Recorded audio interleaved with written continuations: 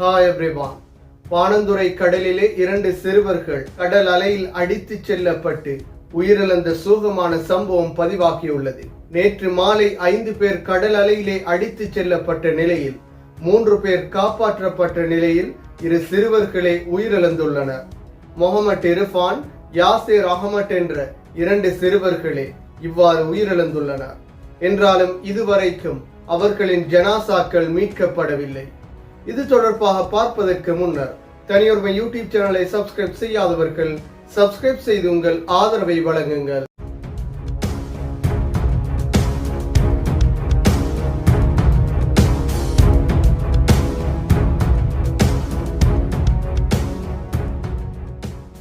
பண்டிகை காலம் என்பதனால் இலங்கையின் அனைத்து பகுதிகளில் இருந்தும் மக்கள் சுற்றுலா செல்கின்றனர்.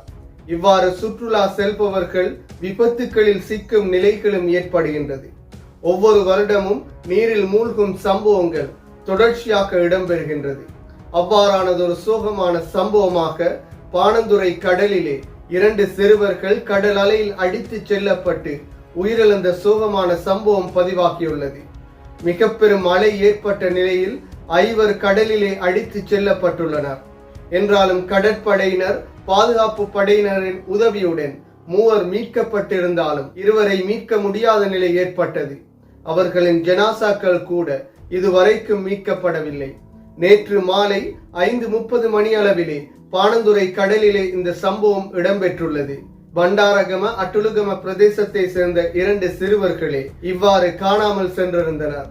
நண்பர்களும் உறவினர்களும் இணைந்து சுற்றுலா சென்ற நிலையிலே இந்த சம்பவம் பதிவாகியிருந்தது. இந்த நிலையில் முகமது இர்ஃபான், யாசிர் அகமட் என்ற 2 சிறுவர்களே உயிரிழந்துள்ளனர். அதிலும் முகமது இர்ஃபான் இம்முறை சாதாரண தர பரீட்சை எழுத இருந்த நிலையிலே இந்த சோகமான சம்பவம் பதிவாகியுள்ளது. என்றாலும் சுற்றுலா செல்லும் பொழுது பாதுகாப்பான முறையில் செயற்பட வேண்டும். எமக்கு அறியாத நீர்நிலைகளில் இறங்குவதில் இருந்து தவிர்த்து கொள்ள வேண்டும். இல்லாத நிலையிலே இவ்வாறான சோகமான முடிவுகள் ஏற்படுகின்றது. ஒவ்வொரு வருடமும் பண்டிகைகளின் பொழுது இவ்வாறான உயிரிழப்புகள் ஏற்படுகின்றது. எனவே நீர்நிலைகளில் இறங்கும் பொழுது ஆழம் அறிந்து தெரிந்த இடங்களில் மாத்திரமே குளிப்பதற்காக இறங்க வேண்டும்.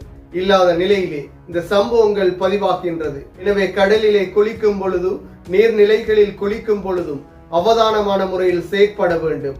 இல்லை என்றால் இறுதியிலே இவ்வாறான சோகமான சம்பவங்களே எஞ்சியிருக்கும். என்றாலும் விரைவில் இவர்களின் ஜனாசாக்கள் மீட்கப்பட வேண்டும். மீண்டும் ஒரு வீடியோ பதிவில் சந்திக்கும் வரை தனியொருமை யூடியூப் சேனலை சப்ஸ்கிரைப் செய்யாதவர்கள் சப்ஸ்கிரைப் செய்து உங்கள் ஆதரவை வழங்குங்கள்.